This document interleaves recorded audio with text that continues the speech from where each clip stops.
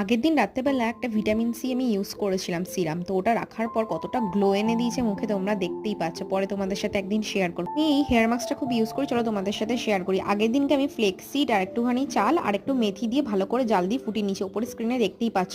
পরের দিনকে এরকম একটা জেলি কনসিস্টেন্সি এসছে। তার সাথে কিন্তু আমি একটু প্যারাসুট অয়েল মিশিয়ে এটা ভালো করে হেয়ারের মধ্যে অ্যাপ্লাই করেছি। মাস্কটা ইউজ করলে কিন্তু হেয়ারটা সফট হয়। চলো এটা 1 ঘন্টার জন্য রেখে দিই, আর ততক্ষণে তোমাদেরকে একটা আমার পার্সেল বক্স শেয়ার করে ফেলি। এটা আমার নিউ এসেছে পার্সেলটা, দেখতে পাচ্ছ। এটা অ্যাকোয়ালজিকা থেকে এসেছে। অ্যাকোয়ালজিকার প্রোডাক্ট ইউজ করার পর না আমি পুরো ফ্যান হয়ে গেছি। এই সানস্ক্রিনটা কিন্তু আমি সেকেন্ড টাইম পারচেস করেছি। আর একটা নিউ প্রোডাক্ট অর্ডার করেছি, অ্যাকোয়ালজিকা গ্লো ড্রপ। এটা কিন্তু ফাউন্ডেশনের সাথে মিশিয়ে ইউজ করলে কিন্তু বিশাল সুন্দর গ্লো দেয়। হেয়ারটা ওয়াশ করার পর দেখো কতটা সুন্দর শাইনি হয়েছে। তোমরা কিন্তু চাইলে এই মাস্কটা ইউজ করতে পারো। এটা কিন্তু হেয়ারের জন্য খুব ভালো একটা উপকারী মাস্ক।